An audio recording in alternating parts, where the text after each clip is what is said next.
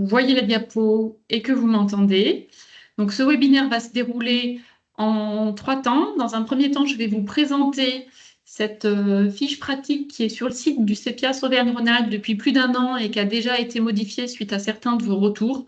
Cette fiche est surtout prétexte à discussion aujourd'hui. Dans un second temps, Aurélie Fourneret-Vivier vous partagera un retour d'expérience de prélèvement non conforme dans un des établissements qu'elle accompagne. Et dans un troisième temps, on laissera une large place aux échanges avec vous tous, avec, pour répondre à vos questions, en plus d'Aurélie, la présence de Catherine Chapuis dans le groupe de travail des personnes qui ont élaboré cette fiche. Et parmi les autres personnes du groupe, qui sont assez spécialisées dans ces prélèvements en endoscopie. Il y a 2 personnes qui sont parties à la retraite et Sophie Garde qui ne pouvaient pas être présentes aujourd'hui. Donc, on est heureux que Catherine Chapuis et Aurélie Fourneret-Vivier puissent être présentes. Voilà, du coup, je vais commencer tout de suite sur cette fiche. Alors, pourquoi on avait travaillé sur cette fiche? En fait, il existait déjà une fiche sur les prélèvements d'endoscope qui avait été élaborée par l'Arlin Auvergne-Rhône-Alpes en 2014. Et puis, en 2016 est sortie l'instruction sur le traitement des endoscopes dont on va reparler, qui modifiait les seuils de conformité. Et on a réalisé cela un peu tardivement suite à un appel téléphonique d'un établissement pour un conseil. Donc, tout ça pour vous dire que vos appels sont importants. Alors, non seulement si vous constatez des choses qui pourraient avoir été modifiées ou qui pourraient être à corriger sur nos documents, mais également les conseils, les appels que vous nous faites, on en tient compte pour produire des outils si on sent qu'il y a il y en a besoin, ou il y a besoin de fiches pratiques, ou il y a des trous dans la requête des recommandations. Donc, on a reconstitué, suite à cet appel, le groupe qui avait élaboré les fiches en 2014. Et on s'est rendu compte au cours des séances de travail, non seulement on essayait d'élaborer cette fiche qui a été complètement refondue, mais surtout il y avait beaucoup d'échanges entre les participantes à ce travail et qui avaient besoin d'échanger sur leurs pratiques. Et on s'est dit que si ces professionnels, ces hygiénistes avaient besoin d'échanger sur les pratiques en endoscopie, ça devait être également le cas pour certainement tout un tas d'autres professionnels dans la région. Et on s'est dit que ce webinaire avait certainement sa place, notamment pour les échanges et les retours d'expérience. Alors la fiche, pour l'élaborer, on s'est appuyé sur un certain nombre de documents de référence. Donc, bien sûr, l'instruction du 4 juillet 2016 relative au traitement des endoscopes sous-thermosensibles. Alors, est-ce que ce guide manquait de simplicité ou de praticité? En tout cas, il a fait l'objet d'une fac, puis d'une seconde fac, puis d'une troisième fac, puis d'une annexe concernant le traitement des duodénoscopes. On s'est également appuyé sur les recos de la SF2H et le GIF pour l'organisation et le fonctionnement d'un plateau technique en endoscopie digestive, sur des normes concernant les LDE et les enceintes de stockage, et sur un article d'Hélène Bouletreau qui est très pratique et qui reprend entre autres l'instruction de 2016. Donc, cette fiche se présente en 3 parties. Une partie sur les modalités de prélèvement, une autre sur l'interprétation des résultats et une troisième sur l'action selon les non-conformités. Dans les encadrés verts figure le contenu de l'instruction et il nous a semblé utile de rajouter pour les professionnels des trucs et astuces qu'on a notés dans des encadrés roses qui sont, on l'espère, destinés à clarifier certains passages ou apporter des astuces pratiques sur le terrain pour les professionnels. Alors, je ne vais pas vous détailler la fiche dans son entièreté parce que vous savez lire et que vous l'avez peut-être à côté de vous, mais on va revenir sur certains points particuliers et notamment sur les trucs et astuces. Alors, concernant les modalités de prélèvement, sur qui, donc des professionnels formés, de préférence 2, un qui connaît l'endoscope, l'autre qui connaît la technique de prélèvement. Et où dans un endroit où le prélèvement ne sera pas contaminé, c'est-à-dire si possible dans la zone propre du secteur de traitement des endoscopes, au calme, portes et fenêtres fermées, sans courant d'air. Les objectifs de prélèvement pour des contrôles programmés sont de vérifier l'état du parc d'endoscopes ou d'évaluer le niveau de contamination résiduelle des canaux ou l'efficacité des procédures de traitement.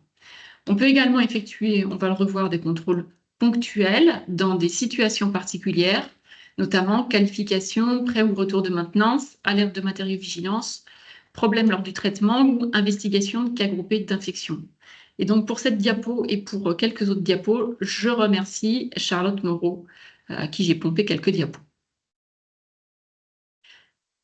Donc pour les contrôles programmés, puisqu'ils sont programmés, on ne s'attend pas a priori à avoir des résultats, des résultats non conformes, et donc on peut remettre en service l'endoscope sans attendre les résultats du prélèvement.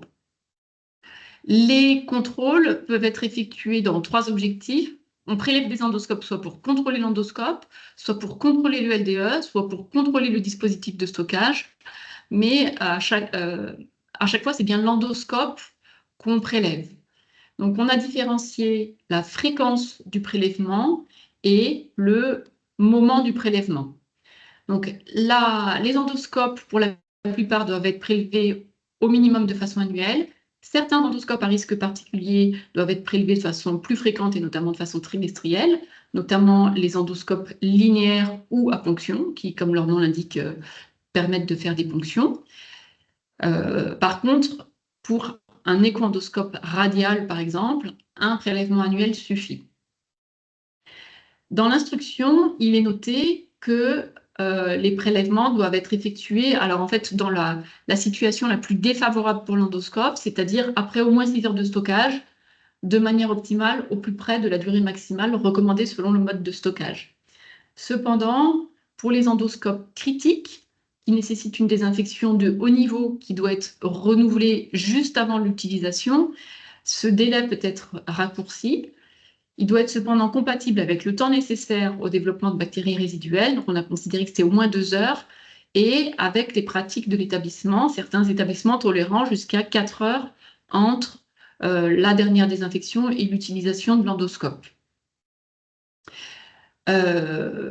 Lorsque l'on prélève un endoscope pour contrôler le LDE, le prélèvement doit être effectué immédiatement après la phase de rinçage suivant la désinfection, sans attendre les 6 heures de stockage. C'est bien l'action du LDE qu'on souhaite évaluer dans ce cas-là.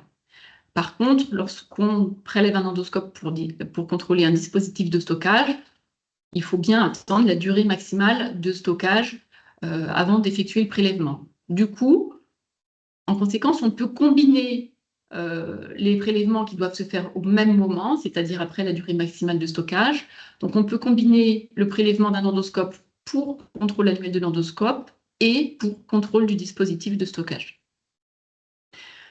Concernant les contrôles ponctuels, je ne vais pas revenir sur les situations où ils sont effectués. Comme on a affaire à des situations particulières, on attend potentiellement un résultat non conforme et donc il faut attendre les résultats avant remise en service de l'endoscope. Et donc, on a rappelé qu'un prélèvement ponctuel ne peut pas se substituer au contrôle programmé, hors qualification des systèmes de stockage, comme on vient de le voir.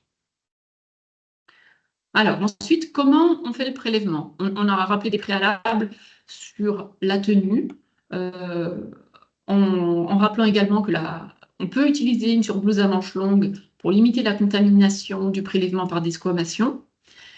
On a pas mal discuté sur l'hygiène des mains, gants, pas gants, stériles, non stériles. En fait, on pense que les 2 peuvent se faire, mais si on utilise des gants, il faut privilégier des gants stériles pour l'opérateur. Et à défaut, il faut répéter les frictions hydroalcooliques au moment clé du prélèvement. Et puis enfin, bien sûr, travailler sur un champ stérile.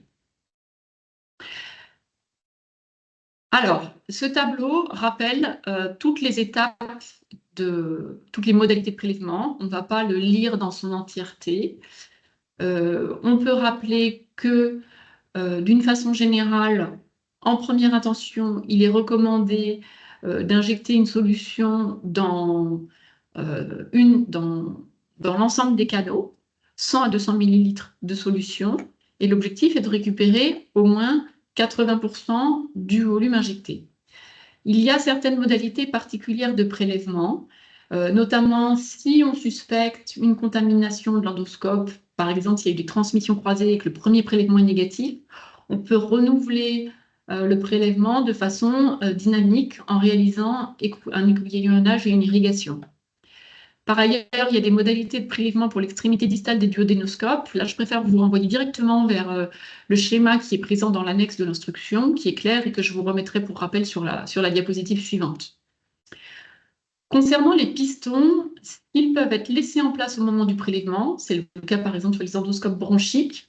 Cela permet d'évaluer leur contamination en même temps qu'on réalise le prélèvement. Et s'ils ne peuvent pas être laissés en place, en cas de contamination d'un endoscope, toujours exemple de la transmission croisée, si le prélèvement est négatif, il faudra envisager que ce soit les pistons qui puissent être contaminés. On va y revenir.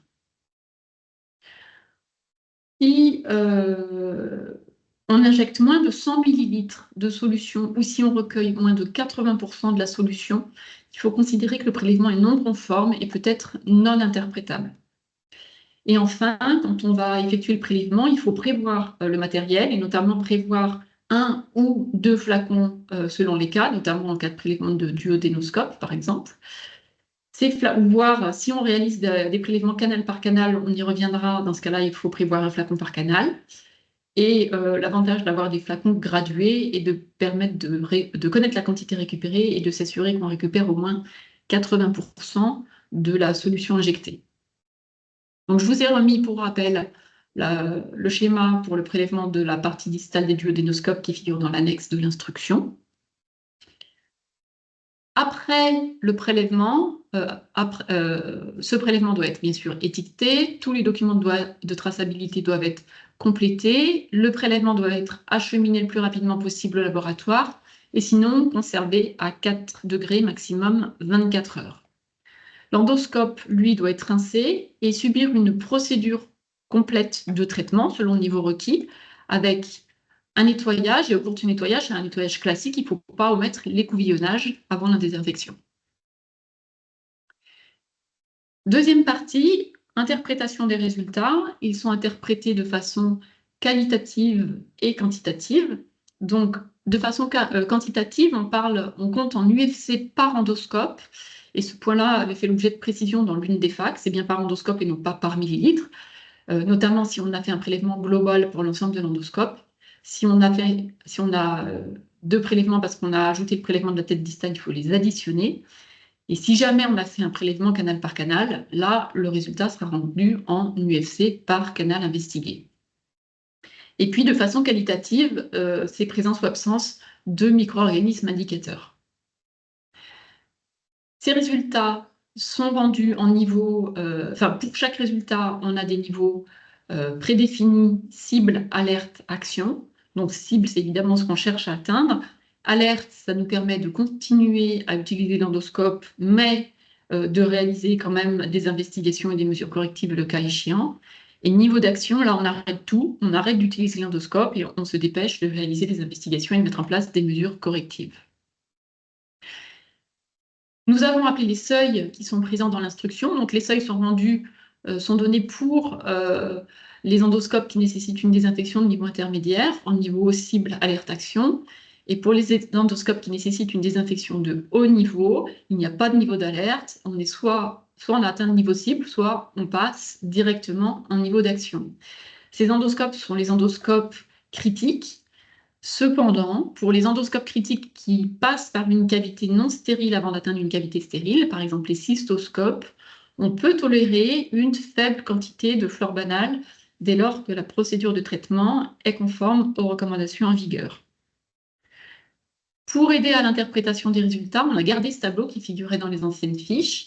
En fonction de l'agent infectieux identifié, ça peut orienter vers une source de contamination, suivant qu'il s'agit d'un agent présent habituellement sur la peau, les muqueuses, le tube digestif, dans le milieu hydrique ou dans l'environnement, surface ou air. En cas de présence de fluor hydrique, un résultat récent de contrôle microbiologique de l'eau de rinçage peut être une aide à l'interprétation des résultats. Et dans tous les cas, il ne faut pas hésiter à échanger avec le laboratoire. Ça peut être vraiment une aide pour orienter la conduite à tenir. Et vous pouvez également établir un accord avec le laboratoire pour qu'en cas de contamination précoce pardon, pour qu'en cas de prélèvement non conforme et de résultats précoces, ils puissent vous donner des premiers résultats en amont de la validation finale, ce qui permet d'intervenir plus rapidement sur les endoscopes. Troisième partie, quelles actions mettons en place selon les non-conformités? Donc, en cas de niveau d'alerte, on a dit qu'il était possible de maintenir l'utilisation de l'endoscope. On va réaliser une vérification de l'ensemble des étapes du prélèvement et à l'issue, on va refaire un traitement habituel avec stockage d'au moins 6 heures si possible avant de renouveler le prélèvement. Si le prélèvement est satisfaisant, on remet l'endoscope en service. Si le prélèvement est non conforme, cela peut démasquer la présence d'un biofilm et on va appliquer les mêmes actions que lors du niveau d'action. Donc, quand on a affaire à des résultats non conformes qui dépassent le seuil de niveau d'action, on réalise en parallèle des actions correctives et des investigations. On a dit qu'il fallait suspendre l'utilisation de l'endoscope dans ce cas-là.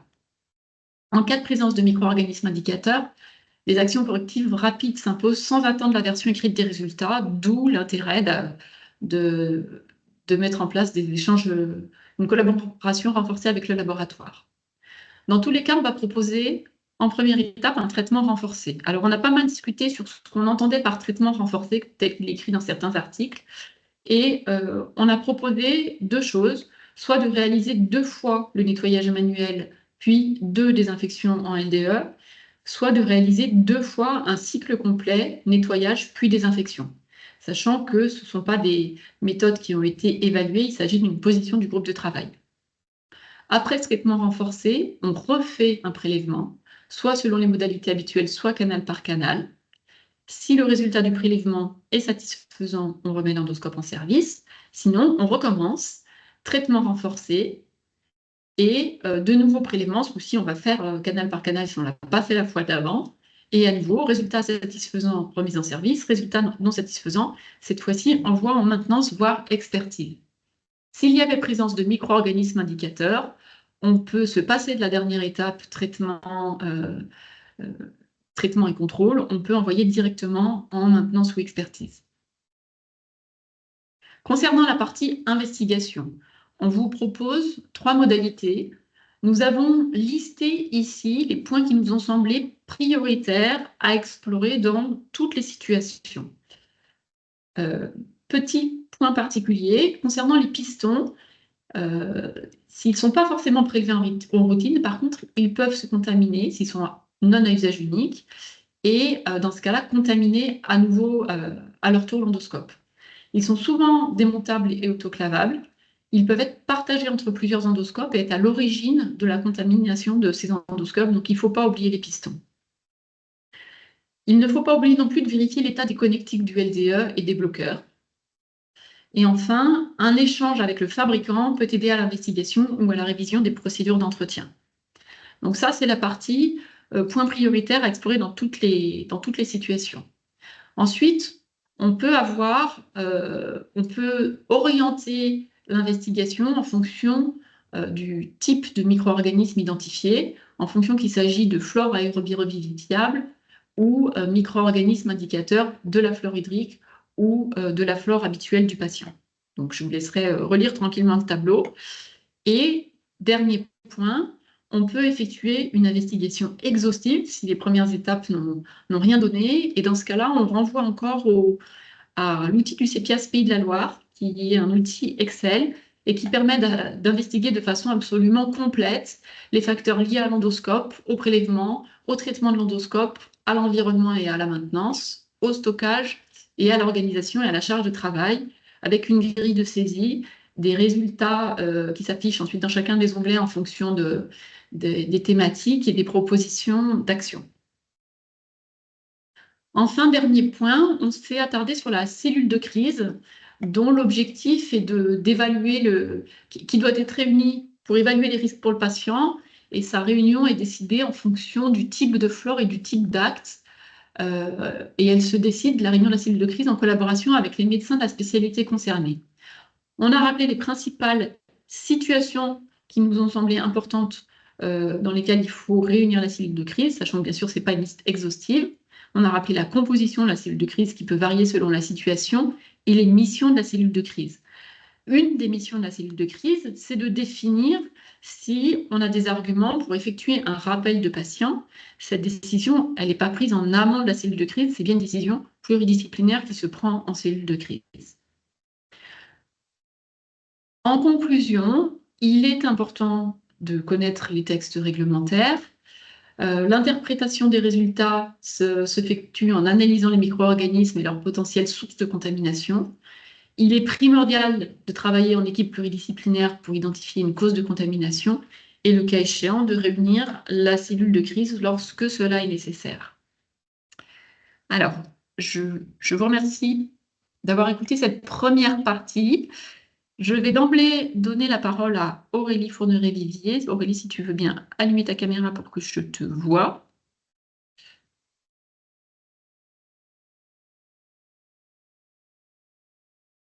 Est-ce que Aurélie est branchée? Oui, est-ce que tu me vois? Est-ce que tu m'entends? Alors attends. Ah oui, mais tu es sur mon 5e écran.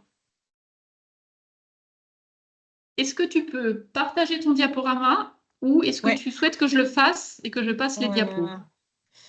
Ouais, je veux bien que tu le... Attends, j'essaye de le partager parce que je l'avais ouvert. Voilà, est-ce que ça marche? Alors, pas encore, mais peut-être que ça va venir. J'avais essayé. Alors, attends, ajouter, partager du contenu. Non, bah alors sinon, je te laisse faire, Marine, parce que j'ai l'impression que ça... Je partage et à chaque fois, tu me dis diapo suivante quand tu souhaites que je passe à la diapo suivante. On fait comme ça.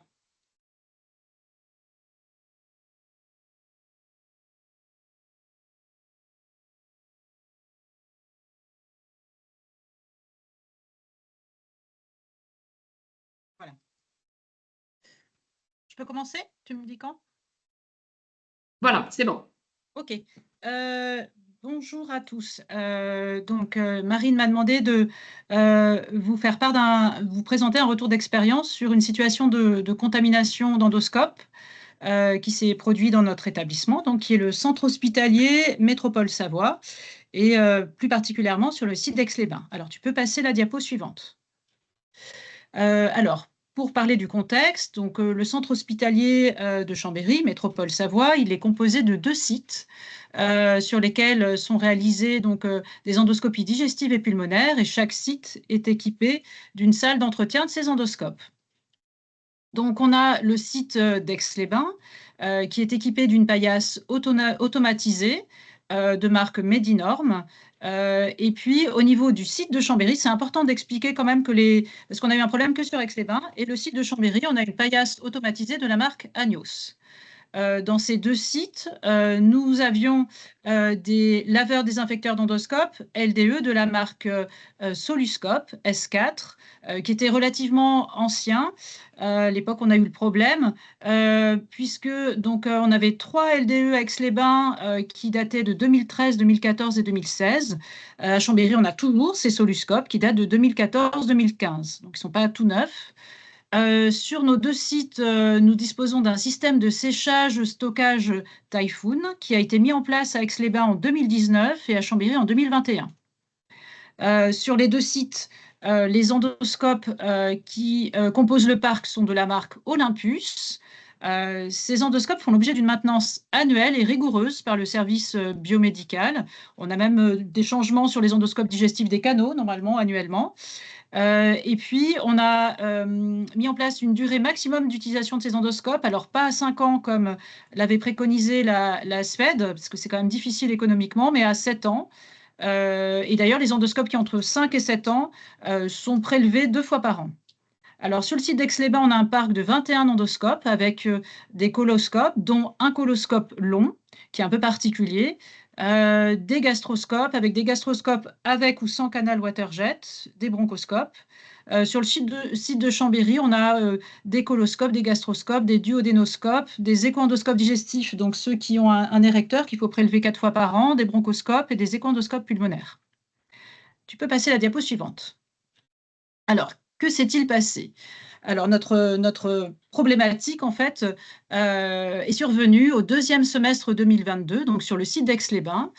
Alors, ce qu'il y a, c'est que les prélèvements sont étalés dans l'année, donc c'est difficile de se rendre compte d'un problème. Mais l'infirmier sur le site qui essayait voilà, de faire ses prélèvements de routine a commencé à me dire, bah, je ne comprends pas, je n'arrête pas d'avoir des résultats non conformes. Et puis, à la fin de l'année, on fait un bilan et à partir de là, on s'est aperçu qu'en effet, notre taux de non-conformité de prélèvement des endoscopes était à 35%. Alors, dans la diapo, le petit graphe que vous avez en dessus, on a les taux de non-conformité hein, qui comprennent les prélèvements en alerte, en action des deux sites. Et vous voyez, la case orange, eh bien, on voit que le taux de non-conformité était à 35% donc à Aix-les-Bains en 2022. Alors, vous allez me dire, mais il était déjà élevé sur l'année 2020, oui, mais en 2020, ce n'était pas la même problématique.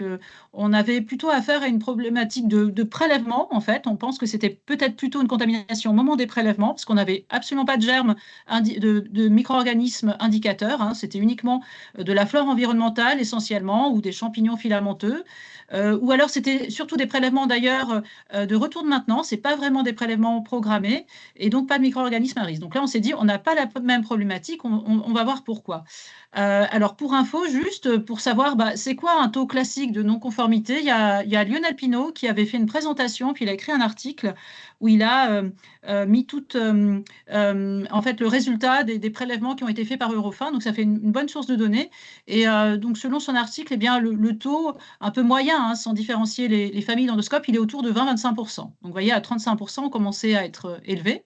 Et puis, surtout, on avait beaucoup de prélèvements en action. On avait 19% voilà, de prélèvements en action. Et ces prélèvements non conformes, en fait, ils concernaient essentiellement des coloscopes pour lesquels on avait vraiment un taux de non-conformité très élevé, 47%. Et ça concernait les coloscopes classiques, particulièrement le coloscope long, qui est un endoscope un petit peu difficile à entretenir de par sa longueur. On avait quand même un peu aussi les gastroscopes avec canal waterjet qui étaient touchés. Et puis alors ça, c'était quelle que soit l'ancienneté de l'endoscope. Hein. Ça touchait des endoscopes très récents, notamment le coloscope long qu'on venait d'acquérir, comme des endoscopes plus anciens. Et puis, on a réalisé à cette époque des prélèvements canaux par canaux et il semblerait que la contamination était située au niveau du canal aspiration, plus particulièrement en amont de la cage à piston. On peut passer à la diapo suivante. Alors, ces non-conformités concernaient surtout des prélèvements en routine programmés donc chez des endoscopes qui étaient utilisés, hein, c'était souvent moins 6 heures après un entretien, enfin après un stockage, plutôt suite à un entretien réalisé après utilisation chez un patient. Donc on avait un taux de non-conformité donc en routine de 39%, ça touchait essentiellement des coloscopes et c'était plus vraiment une problématique de retour de maintenance, où là ça allait mieux finalement par rapport à avant. Alors, la grosse problématique, c'est qu'on avait des micro-organismes indicateurs en majorité, hein, comme on le voit sur le camembert en dessous. Hein, on avait vraiment des colis, mais aussi du Pseudomonas aeruginosa, dont on ne sait jamais si c'est la flore digestive ou l'eau, mais beaucoup d'Escherichia coli, des Serratia marcescens, des entérobactères, des citrobactères. On avait aussi un peu d'acinéto et des sténos. Alors, en parallèle de ça, les agents qui travaillaient dans le service d'endoscopie nous ont fait part de l'apparition de dépôts noirâtres sur les LDE. Donc, on s'est demandé d'où venaient ces dépôts noirâtres. Hein, si c'était des petits morceaux d'électrovanne ou de joints. Et c'est vrai qu'on verra, on s'est vraiment posé, c'est peut-être la particularité de ce qui nous est arrivé. On avait une problématique d'eau trop douce, alors ce qui arrive rarement, ça, avec des problèmes de réglage. Et donc, on s'est demandé si cette eau trop douce, qui à force est corrosive, avait entraîné ces petits débris noirs qu'on voyait apparaître dans les LDE.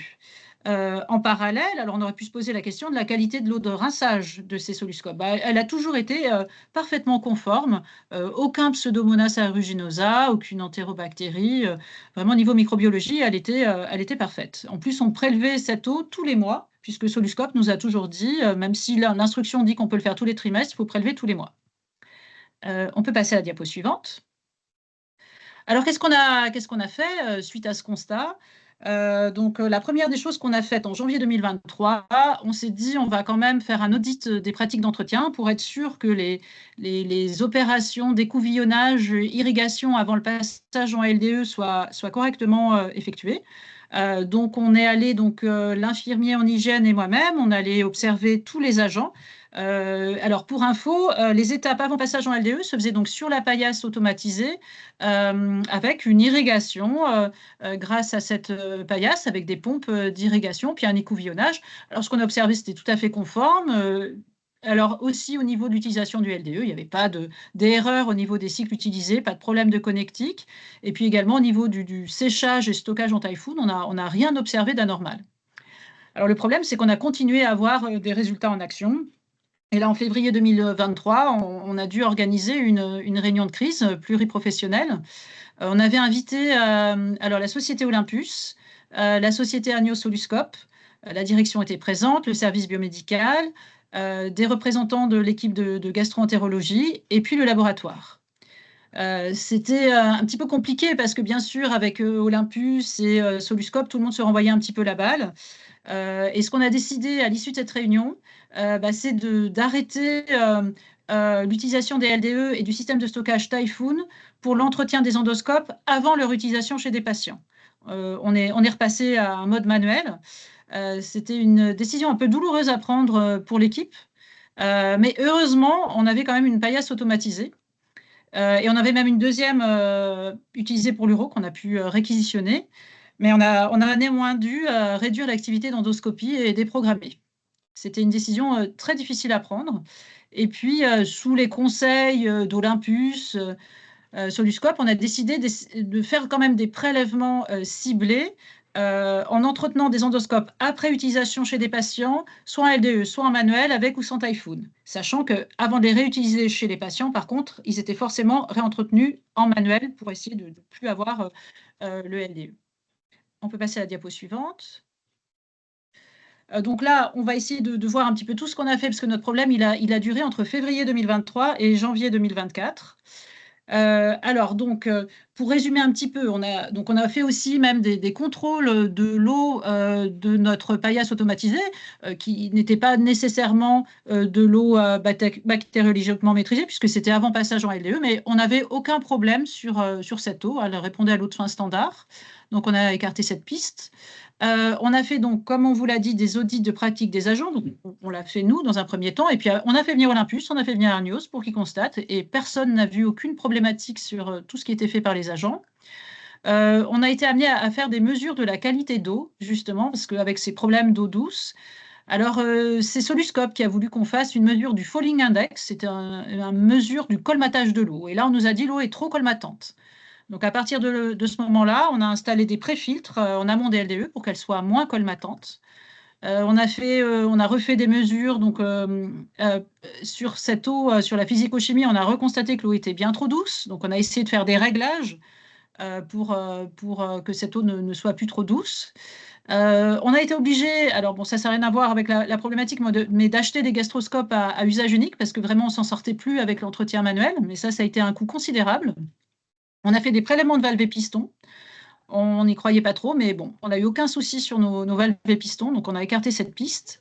Et puis on a essayé de faire ces prélèvements à différents instants, comme on nous l'avait dit. C'était pas évident les résultats qu'on avait, mais ce qu'on peut dire, c'est qu'on a pu rapidement écarter la piste Typhoon. On s'est aperçu que le Typhoon ne posait aucun problème, il n'était pas du tout en cause, puisque quand on ne l'utilisait plus, on avait toujours des prélèvements qui posaient problème. Donc on a rapidement remis en circulation le Typhoon, ce qui permettait quand même d'alléger un peu la charge de travail. On a envoyé un certain nombre d'endoscopes contaminés en maintenance en demandant une expertise plus poussée que celle de d'habitude. Ils ont fait des endoscopies d'endoscopes. Alors forcément, ils ont trouvé des choses, parce que les endoscopes, ils sont toujours des rayures. Voilà, donc on a fait réparer, mais nos endoscopes, ils sont quand même bien maintenus. Alors, on s'est demandé à un moment donné, même si nos écouvillons ne rayaient pas les endoscopes, mais bon. Et puis, on a cherché s'il y avait du nouveau matériel utilisé qui aurait pu les rayer, des nouvelles pinces à biopsie, mais rien n'avait changé. Bon, alors on s'est demandé est-ce que l'usure des endoscopes joue, mais le problème, c'est qu'on avait des endoscopes neufs, même si ceux-là, ils avaient déjà un petit peu de rayures, mais Bon, ce n'était pas une piste vraiment qui tenait la route. Et puis, on a décidé de faire une maintenance de nos 3 LDE qui avaient ces petits dépôts noirâtres par la société Agnos Soluscope. Donc, ils sont venus, ils ont changé tout un tas de pièces. Et puis, à partir de là, on s'est dit, bah, tiens, on va refaire une qualification des LDE, mais cette fois, on ne l'a fait plus nous, on l'a fait faire par Eurofin. C'est vrai qu'avant, on a toujours fait nos qualifications en interne. On s'est dit, bah, on va essayer de le faire par une société extérieure pour voir ce que ça donne. Alors, on peut passer à la diapo suivante.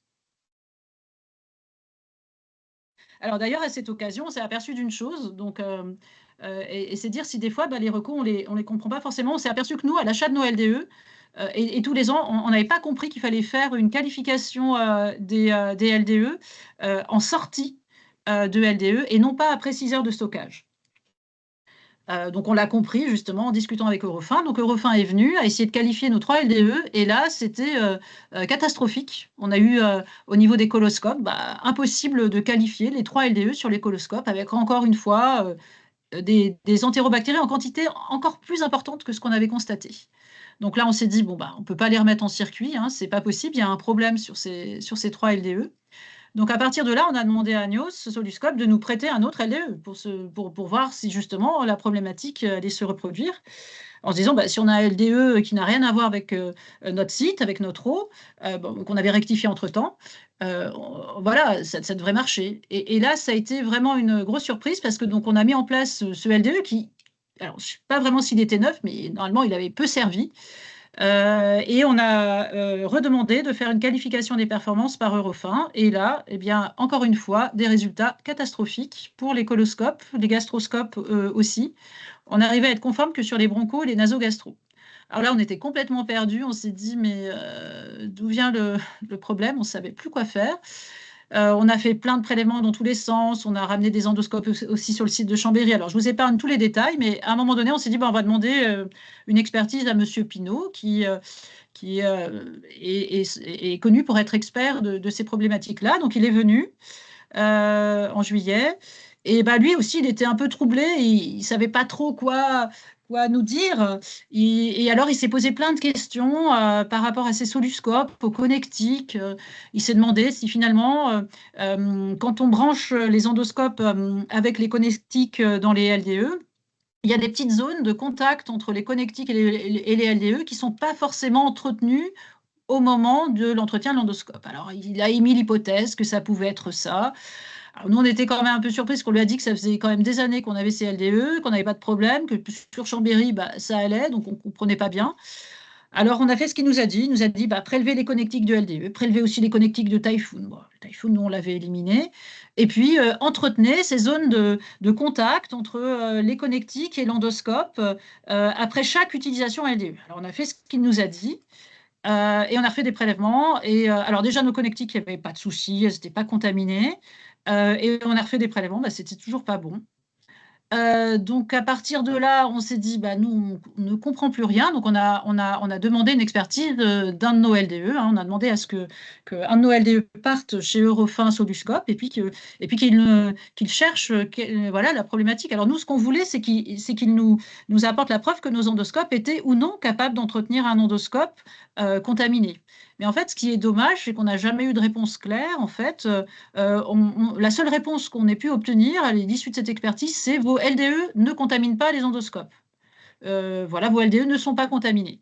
Alors nous, c'est pas... Oui, ça, on s'en doutait. Nous, ce qu'on voulait surtout savoir, c'est est-ce que les LDE sont encore capables d'entretenir un endoscope qui contient une forte charge bactérienne. Et on n'a jamais eu la réponse à cette question.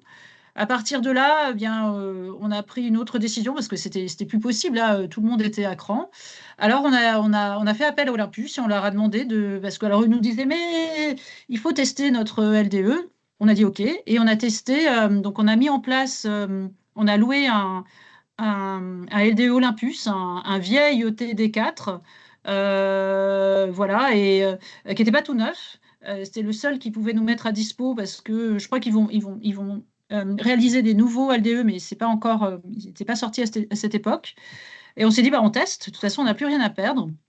On a dû refaire des travaux sur le réseau d'eau. On a mis en place un premier ETD4. Et bien là, ça a été conforme tout de suite. Et puis après, bah, il fallait vraiment qu'on reprenne de l'activité. Bah, on en a loué un deuxième. Et là, c'est pareil, aucun problème.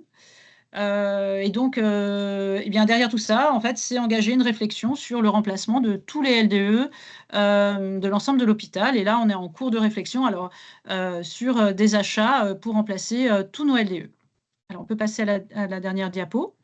En conclusion, alors, la résolution de ce problème a été vraiment extrêmement longue, complexe, génératrice de déprogrammation, de réduction d'activité, avec, on peut le dire, une perte de chance pour les patients, avec des délais rallongés par rapport à l'endoscopie. Ça, c'était vraiment terrible de vivre ça. Les médecins, pour eux, ils étaient extrêmement angoissés par rapport à leurs patients. Ça a généré des pertes financières pour l'hôpital, hein, puisqu'on a perdu de l'activité, on a dû acheter des gastroscopes à usage unique, c'était un coût faramineux. Payer les prélèvements de QP par Eurofins. Et puis, ça générait aussi beaucoup de tensions et de stress pour tous les services impliqués, hein. On ne savait plus comment résoudre ce problème. Aujourd'hui, alors, la cause exacte, on ne la connaît toujours pas, malheureusement. Moi, personnellement, je pense que c'est très probablement lié au LDE. Alors, est-ce que cette eau trop douce, qu'est-ce qui s'est passé? On ne le saura jamais. Ce qu'on peut dire, c'est que si on regarde nos résultats de 2024 sur le petit graphe, le petit diagramme, et si on voit la petite barre de 2024, en fait, en 2024, on a utilisé exclusivement des ETD4 Olympus, toujours avec nos mêmes endoscopes. On a un taux de non-conformité qui n'a jamais été aussi bas, qui est à 17%. Et puis, alors 2023, c'était une année mixte, hein, où on a eu et encore du soluscope et de l'entretien manuel, donc on avait baissé. Mais quand on regarde le détail de cette année 2023, en LDE, en soluscope, on avait 50% de conformité, en manuel, on avait 18% de conformité. Donc voilà, pour finir. Alors, on s'en est sorti, mais pas sans, comment dire, sans séquelles de cette histoire. Et ce qui est frustrant, c'est de ne pas avoir eu l'explication. Bon, l'essentiel, c'est qu'on s'en soit sorti et puis on ait pu reprendre une activité normale pour les patients. Voilà, j'ai terminé. Je vous remercie pour votre attention. Merci beaucoup Aurélie pour ta présentation et ce partage d'expérience, ce retour d'expérience. Alors, si jamais vous avez été attentif aux dates, vous avez dû voir que les aventures vécues par ce centre hospitalier étaient parallèles au temps d'élaboration de notre fiche. Alors, on a pas mal échangé euh, avec Aurélie au cours des séances de travail, par exemple, sur cet événement. Avant de commencer le temps de discussion, je voudrais d'emblée remercier Caroline Aurel au CEPIAS qui assure la technique de ce webinaire et Karen Van Kotsem qui suit vos questions sur le chat si vous voulez en poser sur le chat. Et donc, je vais donner la parole au fur et à mesure à Karen pour qu'elle relaye vos questions, les questions que vous avez mises sur le chat. Et puis, vous pouvez également lever la main si vous voulez poser vos questions à l'oral, sous réserve, Caroline, que tu me confirmes qu'on peut donner la parole ou pas, suivant la façon dont le webinaire a été ouvert, créé. Il faut lever la main pour que je lui donne la parole, en fait. D'accord. Que je sache qui la demande. Et je vais commencer par donner la parole à Karen, puisqu'il y a des questions sur le chat. Oui, il y a bonjour à toutes et à tous. Il y a une première question de Mme Christine Forissier qui demande si dans les actions correctives, donc c'est par rapport à la fiche repère du CEPIAS, lorsqu'il y a des micro-organismes indicateurs, faut-il contrôler systématiquement les valves et pistons ou peut-on attendre un deuxième prélèvement non conforme? Je ne sais pas, Caroline, si tu peux donner la parole à Mme Forissier. J'en profite pour dire en parallèle, du coup, Aurélie et Catherine Chapuis. Catherine, comme j'ai 8 écrans avec les personnes participant, je ne sais pas où tu es cachée sur les 8 écrans, mais n'hésite pas à allumer ta caméra et n'hésitez pas à prendre la parole pour répondre éventuellement aux questions, hein. Et du coup, moi, peut-être ce que je pourrais préciser, donc micro-organismes indicateurs, on est d'emblée on est forcément en situation d'alerte et donc on a suspendu l'utilisation de l'endoscope. C'est pas une obligation, mais plus vous investiguez de choses en parallèle, peut-être plus vous aurez de chances de trouver l'origine rapidement et de remettre rapidement en service vos endoscopes. Mais ça fait partie des points d'attention qu'on a soulignés. Effectivement, il faut y penser en tout cas. Si je peux juste me permettre de rajouter, c'est vrai que la foire aux questions 3, elle est sortie derrière notre guide. C'est vrai que la foire aux questions 3, maintenant, elle demande si on ne stérilise pas les valves et pistons, normalement, de les prélever. Mais il n'y a pas de détails sur quand, comment. pour l'instant. Et c'est vrai que ça, c'est nouveau, c'est sorti après notre petit guide. Et on est tous un peu perdus par rapport à ces prélèvements de pistons, quand les faire, encore. Je pense que c'est encore une autre piste de travail. Mais s'ils sont stérilisés, en tout cas, ou s'ils sont à usage unique, il n'y a pas lieu de le faire. Mais après, pourquoi pas. Nous, en tout cas, dans notre affaire, ça n'a pas du tout été contributif. Mais... Est-ce qu'il les prélève? Est-ce que si, et pardon, c'est Christine Forissier. Allez-y. Est-ce que lorsque vous avez un prélèvement non conforme avec des micro-organismes indicateurs, est-ce que vous allez directement sur le... donc, vous faites un prélèvement canal par canal, et est-ce qu'en parallèle, vous faites systématiquement un contrôle des valves et des pistons? Dans le document, il est marqué. Est-ce que dans le document, c'est marqué « et » ou bien « ou » Parce qu'il n'y a rien d'obligatoire, en fait. Ce sont des pistes d'investigation. Et peut-être, Aurélie, si tu veux dire comment vous avez fait. Non, nous, pour l'instant, on ne prélève pas les pistons quand on a des problèmes. Et les prélèvements canaux par canaux, c'est vraiment si le problème dure pour essayer d'identifier à quel moment. Nous, c'est vrai qu'on assez rapidement, on envoie en maintenance, j'avoue. Et souvent, il y a, voilà, en dehors des problèmes de LDE qu'on a, il y a un petit souci souvent sur les canaux. Hein. C'est souvent des canaux quand même avec des biofilms. On a beaucoup d'autres prélèvements et on compare. Ouais. Aux autres LD, aux autres endoscopes. Oui, j'ai Bernard qui est à côté de moi, notre technicien. Vous pouvez parler, Bernard. Oui, je disais, en parallèle des prélèvements qu'on fait, comme on a un parc qui est quand même assez conséquent, on a beaucoup d'éléments de comparaison. Donc, on a nos LDE qui sont prélevés tous les mois. Donc, déjà, ça nous donne un indice par rapport au fonctionnement de l'appareil, au moins pour l'eau de rinçage terminal. Et souvent, on a, on va dire, 4-5 prélèvements d'endoscope par semaine. Dans le même service, et on peut comparer les endoscopes, les numéros de lot de solutions qui sont utilisées, les types d'endoscopes qui sont prélevés, et quand on fait la comparaison, on n'a pas toujours des endoscopes qui sont, ou assez rarement des endoscopes qui sont contaminés, tous les endoscopes ne sont pas contaminés sur la même semaine. Ok. Donc, en première intention, c'est vrai que nous, on fait surtout des contrôles, on va dire, des contrôles généraux. Et canal par canal, c'est vraiment quand on a... un problème qui persiste, et qui va toucher éventuellement plusieurs... voilà, c'est-à-dire que plus ça persiste et plus on creusera les pistes. Oui. Mais en cas d'épidémie, vous allez le faire systématiquement, vos prélèvements de pistons et de valves. C'est ce qu'on a fait, ouais. Si on voit vraiment le problème, oui, là, c'est ce qu'on a fait.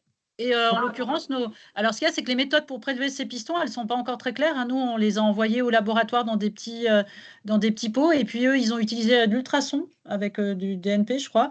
Et en fait, nous, ils n'avaient pas de problème, en tout cas. Mais bon, ça ne veut pas dire qu'il n'y a jamais de problème sur les valves et pistons. Hein, on a fait plusieurs fois. Hein. On a eu des cas où on a voulu investiguer, même anciennement, je crois que c'était sur les... en 2015, on avait fait même aussi. sur les Wassenburg à l'époque. Ouais. On avait injecté à l'intérieur, on avait brossé, on avait trempé, enfin, on avait fait toutes sortes de méthodes. Au final, on n'a jamais rien eu de vraiment significatif. Nous, ça n'a jamais été une piste, en tout cas, qu'on l'a fait dans des situations où on ne s'en sortait pas, et ça n'a jamais été une piste voilà, en cause. Et puis après, souvent, nous, quand voilà, on a des prélèvements d'action, on en voit assez vite si ça se reproduit en maintenance, et puis après, ils reviennent et le problème est réglé. Donc, c'est donc que ça ne venait pas des pistons parce qu'on ne les envoie pas. Oui. Mais c'est vrai que la technique de prélèvement des pistons, je ne trouve pas quelque chose qui est formalisé. Est-ce qu'on trempe uniquement? Est-ce qu'on écouvillonne et on trempe écouvillon? Enfin, on ne sait pas trop comment il faut procéder. Hein. Oui. Je ne sais pas si Marine Giard, vous avez des pistes? Donc, non, moi, je n'ai pas de piste, mais s'il y a des personnes, des participants à ce webinaire qui ont des propositions ou qui veulent partager leurs pratiques, qui n'hésitent pas à lever la main. Nadia Kurtz, alors est-ce qu'on peut vous donner la parole? On va vous permettre d'allumer votre micro. Voilà, c'est fait normalement.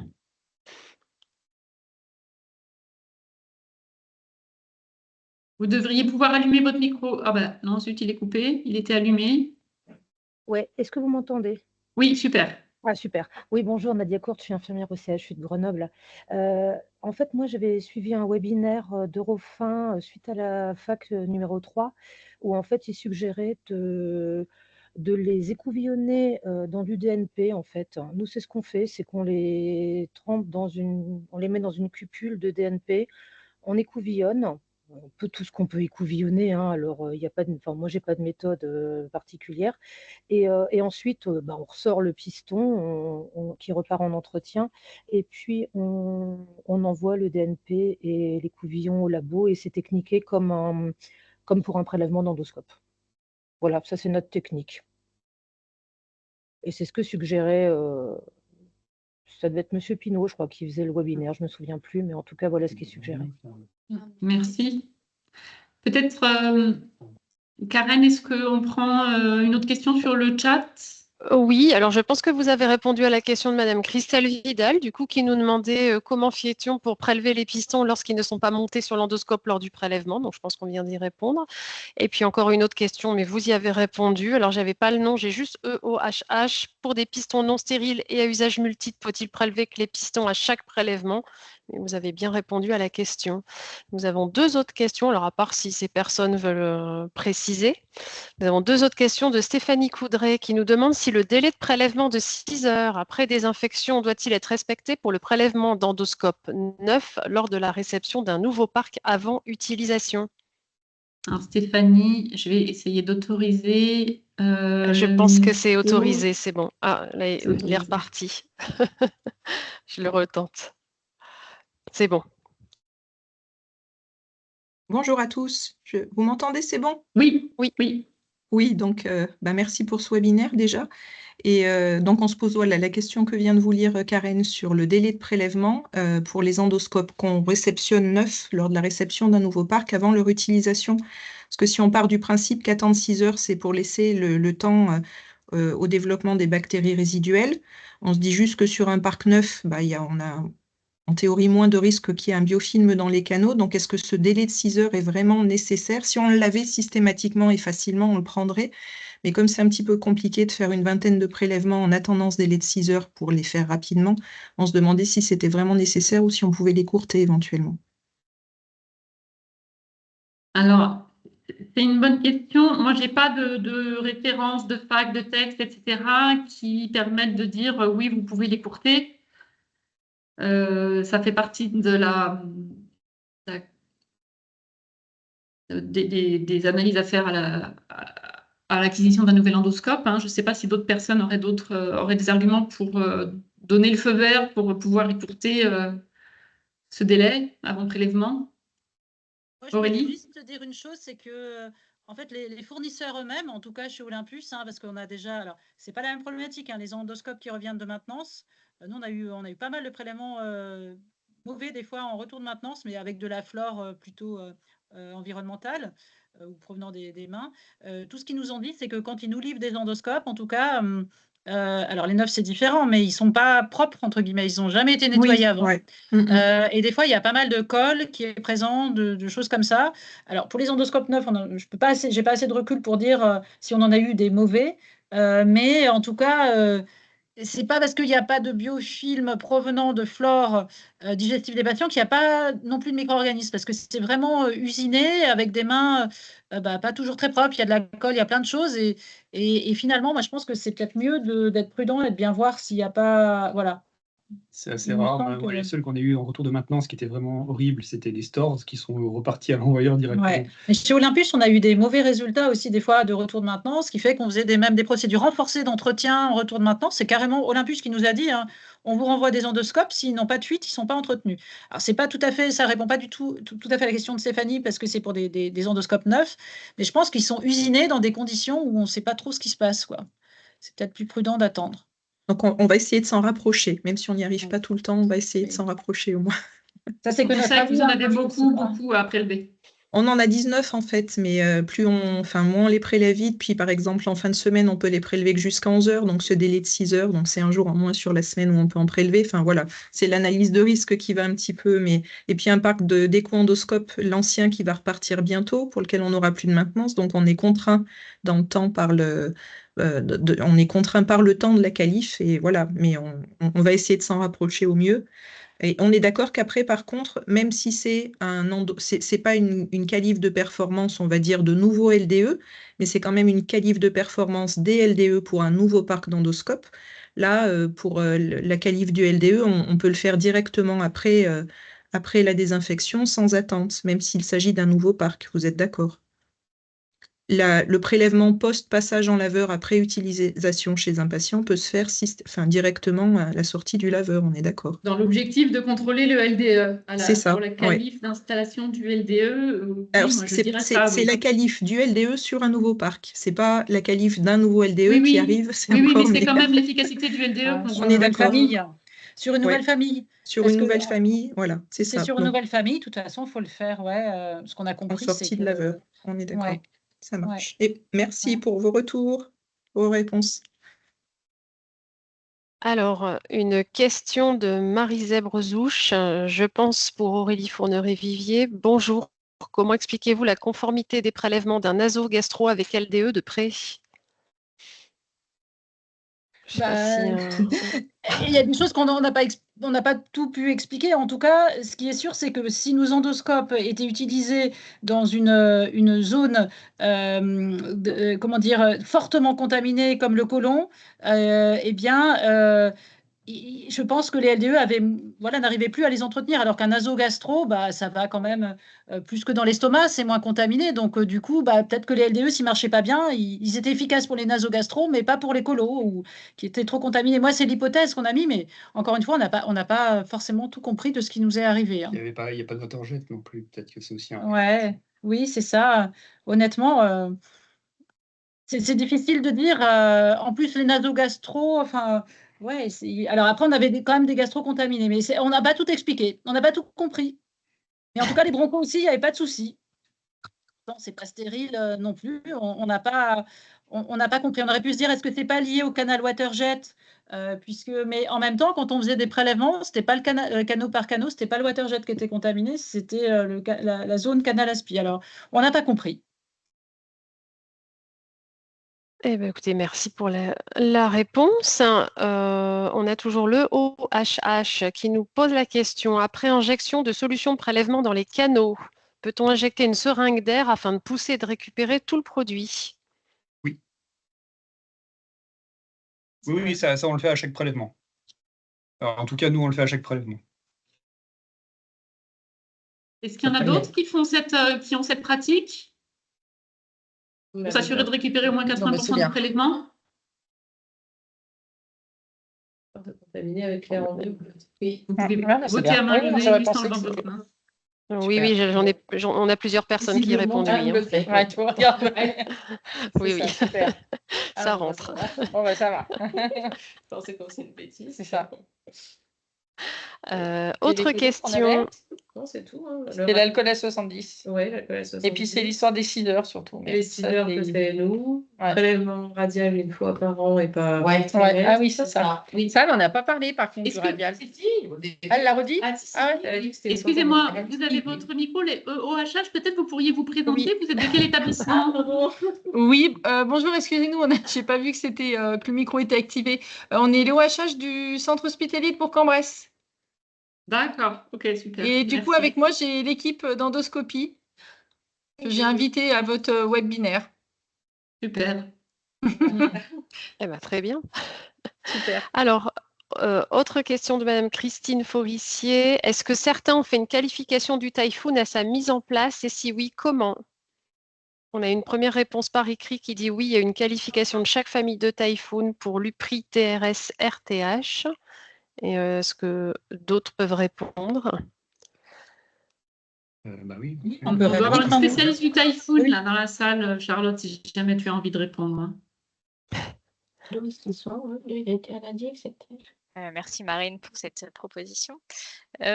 Oui, normalement, il faut en effet qualifier le plasma Typhoon avant l'utilisation.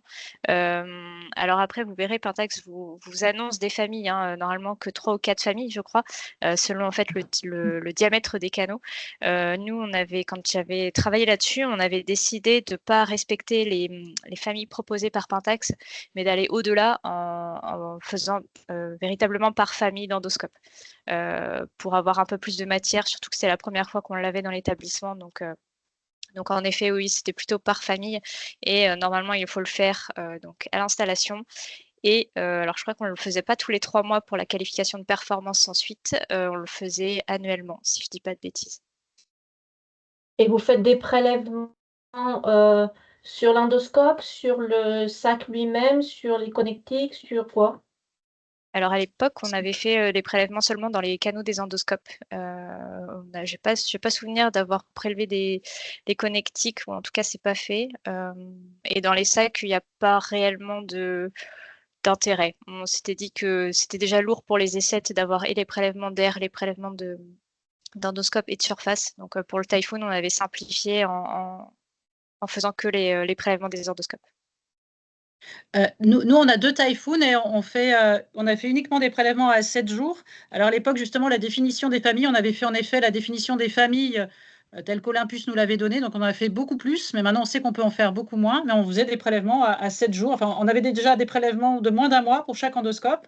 Ensuite, on les utilisait chez des patients, on les mettait en Typhoon, donc un membre de chaque famille, on laissait à 7 jours, et à 7 jours on prélève, mais uniquement l'endoscope. On n'a pas fait d'autres prélèvements, ni dans les sacs, ni ailleurs. C'est pas demandé de toute façon. Bernard? Ouais, on avait un peu investigué sur l'air comprimé, mais ça n'avait pas donné grand-chose. Ouais, mais On avait surtout remarqué que la contamination venait essentiellement de la salle et pas forcément ah oui, quand on a eu des problèmes. Mais à la qualification Typhoon, en revanche, on n'a pas fait d'autre chose que les endoscopes. Non. Ok, merci. J'ai Marie-Zèbre Souche, toujours, qui nous demande quel est le délai maximum pour prélever après l'entretien. 12 heures, point d'interrogation. Alors, je vais avancer une première réponse, mais c'est jusque délai maximum de stockage. Le délai maximum de stockage, j'imagine que vous ne stockez pas 12 heures.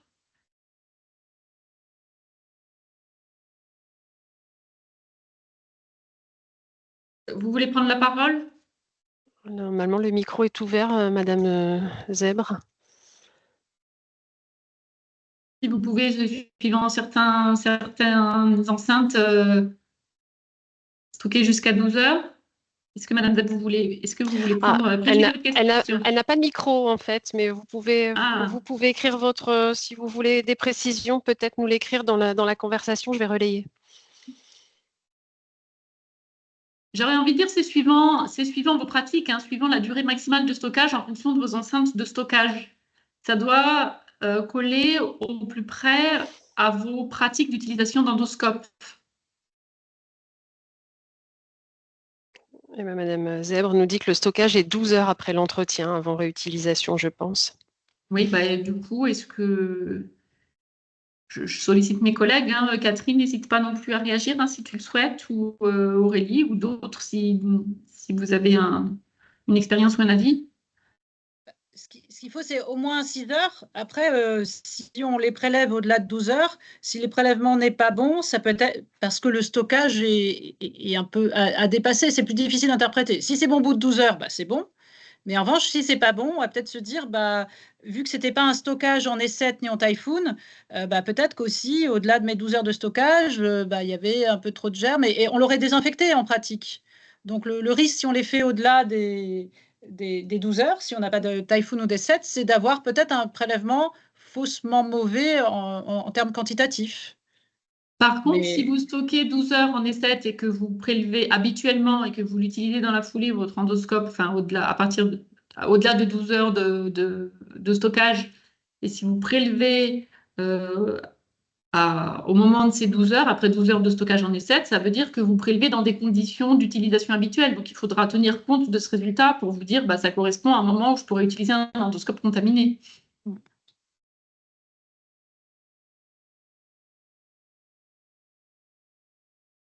J'espère qu'on a répondu à votre question. Oui. Manifestement, c'est tout bon. Une autre question de Stéphanie Coudray qui nous demande si certains d'entre vous utilisent le Surstore et si oui, est-ce que vous avez eu des soucis pour les qualifications des écho-endoscopes avec le Surstore? Alors là, c'est une question pour la salle. Donc, oui. Vous pouvez lever la main si vous voulez qu'on vous donne la parole ou réagir sur le chat. On est les seuls à avoir des soucis. Vous êtes les seuls à utiliser le Alors, SureStore. c'est pas forcément, enfin, j'ai parlé de la qualification parce que c'était le thème du webinaire, mais ça peut même être sur des contrôles de routine, en fait, en sortie de SureStore. Est-ce qu'on peut repréciser ce que c'est le SureStore? Parce qu'à première vue, tout le monde ne connaît pas forcément le C'est SureStore. un autre système de stockage que le Typhoon, qui n'est pas une EZ, qui injecte en fait du produit dans les canaux de l'endoscope, alors qui ne sèche pas, contrairement au Typhoon, mais qui injecte un produit censé avoir des propriétés désinfectantes, enfin, qui a des propriétés désinfectantes dans les canaux de l'endoscope. Mais on a des problèmes de contamination des connecteurs enfin, des écho-endos qui ne sont pas étanches, pour lesquels on doit mettre des bouchons d'étanchéité quand on les stocke, enfin, les mettre ou pas les mettre, et la SureStore n'a pas toujours des recommandations très claires sur ce qu'il faut faire. Et quand on stocke les endoscopes jusqu'à 7 jours, puisqu'on les a validés à 7 jours, comme on peut le faire avec le Typhoon ou d'autres EZ, on a parfois des moisissures qui poussent au niveau de ces connecteurs, qui ne sont pas en lien direct avec les canaux, mais c'est quand même très embêtant. Donc, c'était juste savoir si d'autres que vous, et on se pose la question avec notre nouveau parc de qualifier ou pas les écho-endoscopes avec ce système de stockage. Alors, Mais Nadia si- Courte, oui. je pense Oui. que vous pouvez activer votre micro normalement. Oui, rebonjour. Nous avons eu un SureStore pendant de longues années. Et en fait, effectivement, il y a eu des soucis sur les écho-endoscopes, mais notamment sur de la buée et de l'humidité en fait, qui subsistaient. Et il y a eu quelques prélèvements, là, j'ai revérifié qui n'étaient pas bons, mais c'est surtout qu'il y avait de l'humidité. Et du coup, le stockage des écho-endoscopes en SureStore avait été arrêté. En fait, nous, on ne les stockait plus. Très Tout bien. simplement. Donc, je ne peux pas vraiment vous aider, mais en tout cas, nous, on le faisait plus. Et là, on est passé à un stockage par Plasma Typhoon et on n'a pas de souci du tout, par contre. Voilà. Mais sur Store, on avait arrêté les écho-endoscopes. Ça marche. Moi, je connaissais le Typhoon aussi, mais pas encore le SureStore. Merci beaucoup. Je vous en prie. Merci. Et pour le moment, il n'y a pas d'autres questions. Donc, pareil, j'invite les personnes soit à l'écrire dans la conversation, soit à relever la main si vous avez encore une question.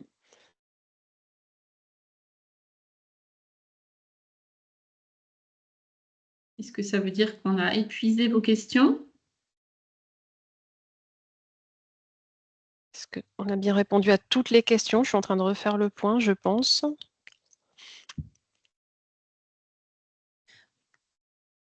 Moi, Vas-y. si je peux me permettre, c'est vrai que, alors au moment où on avait écrit notre guide, donc la foire aux questions numéro 3 n'était pas sortie.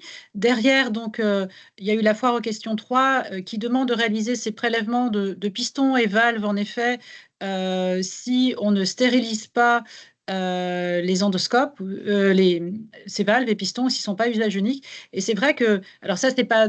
Nous, on peut rien faire, mais c'est qu'on va avoir besoin de recommandations pour nous dire ces valves et pistons, avec quelle fréquence on les prélève. Et puis, c'est plus compliqué parce qu'ils ne sont pas identifiés. Ils n'ont pas forcément des numéros d'identification. Donc, c'est complexe. Voilà, la quantité de liquide, quels sont les niveaux à attendre? Parce que autant, s'il y a des micro-organismes indicateurs, ça sera vite fait, il y a un problème. Mais par contre, au niveau quantitatif, quels vont être les niveaux à atteindre? Parce que nous, quand on a fait nos prélèvements, bien sûr qu'il y avait un petit peu de germes. C'était de la flore cutanée ou environnementale, mais il n'y avait pas de micro-organismes indicateurs. Mais voilà, sur quel niveau on va se baser? Et puis, c'est vrai que ça va nous générer encore beaucoup de travail de prélèvement, quoi. Et ce qui risque de, nous, on voit, hein, de bloquer un petit peu, c'est le coût que ça a représenté, le temps, encore technicien. Et c'est vrai que je ne sais pas si les personnes qui ont écrit la foire aux questions vont faire une suite à la foire aux questions pour apporter plus de précision sur ces prélèvements. Une fac 4? Je ne sais pas, mais on va en avoir besoin, sinon, parce que c'est vrai que la plupart des laveurs, en plus, alors passer en plus à l'autoclavage, c'est pas forcément simple. L'usage unique, c'est pas développement durable. Et en plus, on a beaucoup de laveurs, d'ailleurs, qui sont pas validés pour les valves et pistons en plus. En fait, en théorie, on n'a pas le droit de les entretenir dans les... Il n'y a que Olympus, moi, à ma connaissance, qui est qualifié pour... qui a passé les tests pour entretenir les pistons. Donc, c'est quand même une vraie problématique qui va se poser. Je ne sais pas si aujourd'hui, justement, il y a beaucoup d'établissements qui même avec des laveurs non validés, les entretiennent en laveur, et s'ils font des prélèvements, et avec quelle fréquence et comment. Je pense que là, il y aurait une vraie étude à faire. Je crois qu'il y a une question supplémentaire à nouveau. Hein. Oui. Oui, tout à fait. Christine Forissier qui nous demande quelles sont les maintenances qui vont bloquer l'utilisation du LDE tant qu'on n'a pas fait de prélèvement et reçu les résultats. Alors, je vous laisse prendre la parole, Madame Forissier, peut-être pour préciser votre question. Oui, c'était concernant. Vous m'entendez? Oui. Oui, merci. C'est concernant quand on a des maintenances, nous, les techniciens, ils nous demandent, ils nous disent jamais s'il faut ou non faire un prélèvement de contrôle derrière. Et moi, j'ai pas le contenu de la maintenance, quel organe a été changé, etc. Et donc, je me demandais qu'est-ce qui bloque l'utilisation du laveur pendant ces maintenances, quel organe, je ne sais pas moi si c'est la pompe de produits ou l'arrivée d'eau, je ne sais pas quoi, qui nécessite un prélèvement et en plus d'attendre le résultat pour pouvoir s'en servir. Ok.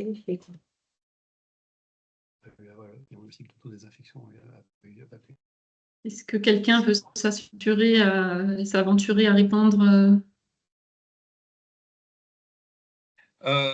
Pour le cas où ça nous est arrivé 2-3 fois, en fait, là où on faisait des prélèvements, c'est quand on avait le cycle d'autodésinfection qui était impacté, non conforme, ou qu'on n'a pas pu avoir d'autodésinfection depuis plus de 48-72 heures. C'était oui avec Soluscope. Oui, Mais 72 heures, ouais. par contre, après les maintenances, nous, c'est souvent les techniciens en fait qui nous disent si ou pas, parce que c'est difficile de savoir, hein. Je crois que dans les textes, c'est pas très clair de savoir si on doit attendre un prélèvement d'eau de rinçage pour l'utiliser. Nous, souvent, on voyait avec eux. Parce que pour ceux qui ont été immobilisés depuis plus de 72 heures, où il n'y a pas pu avoir de cycle, là c'est sûr, c'est évident, on les a refaits. Avant d'autoriser l'utilisation donc du LDE. C'est ça. Et si ces autodésinfections n'ont pas pu être faites, oui, c'est nous ce qui nous a décidé à bloquer ou pas. Oui, c'est sûr.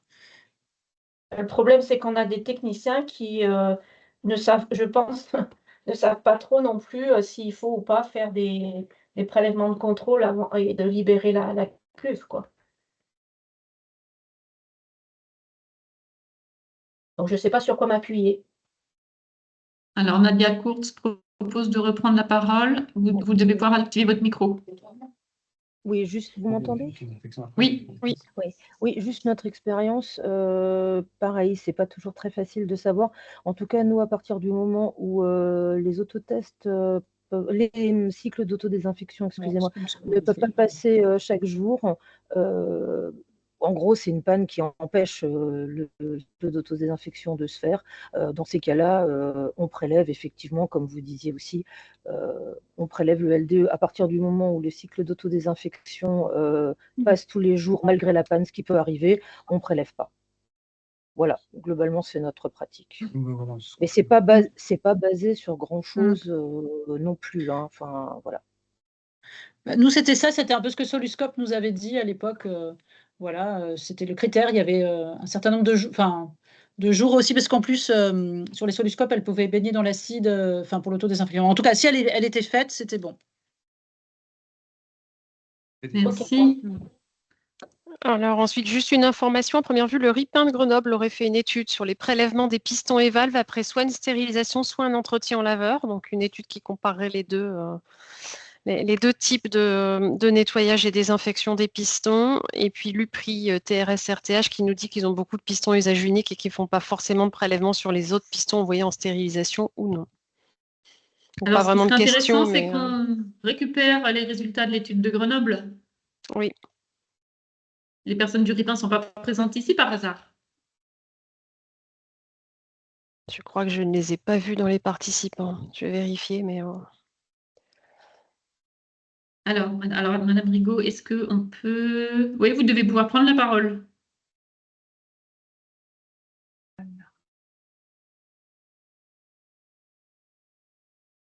Est-ce que vous pouvez activer votre micro pour préciser les choses? Oui, c'est bon là, vous m'entendez? Oui, super. Donc j'ai été à la réunion du RIPin la semaine dernière. Effectivement, elles ne nous ont pas encore envoyé l'étude, mais je pense qu'effectivement, je pourrais vous l'envoyer au CEPIAS et comme ça, vous redistribuez après ceux qui pourraient le demander. L'étude n'était pas franchement pour l'un ou l'autre des entretiens. En tout cas, l'entretien en laveur ne démontrait pas plus de prélèvements positifs par rapport à de temps en temps même des stérilisations. Après, ils ont découpé un piston ou une valve, je ne sais pas, mais il y a tellement à l'intérieur de recoins et de recoins que le prélèvement peut-être est passé à côté de quelque chose qui aurait pu se développer dans un petit coin, voilà, par rapport à l'anatomie du piston à l'intérieur. Donc, c'était pas probant, mais enfin, voilà, il redonnait quand même comme indication de revenir, parce que nous, on était au piston à usage unique. Après, on a changé nos endoscopes pour des Fuji. Monsieur Fuji a beaucoup insisté comme quoi ils étaient autoclavables. Et en fait, ils sont autoclavables selon vous l'avez peut-être dit, mais je suis arrivée en retard sur les normes américaines à 118 degrés pendant tant de minutes. Et nous, les cycles autoclaves sont beaucoup plus longs et beaucoup plus hauts en température. Donc, nous, ils se cassent tous, etc. au fur et à mesure. On est un peu dépité par rapport à ça. Et c'est pour ça qu'elle disait d'attendre l'étude. Et voilà, l'étude disait cela. Donc, je vous l'enverrai. Merci. Donc, non, on n'en avait pas parlé des modalités de stérilisation. Hein. D'accord. OK, merci. Y a-t-il Plus d'autres questions? On vous donne quelques secondes encore hein, pour réagir.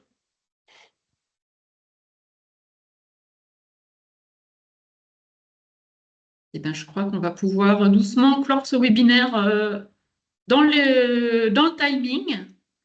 Je remercie encore grandement Aurélie pour sa présentation et le groupe de travail Catherine Chapuis présente pour l'élaboration de la fiche.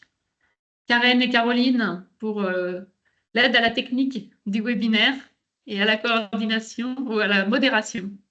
Et je vous remercie pour votre participation. Bonne fin de journée. Et donc, ce webinaire est enregistré. Donc,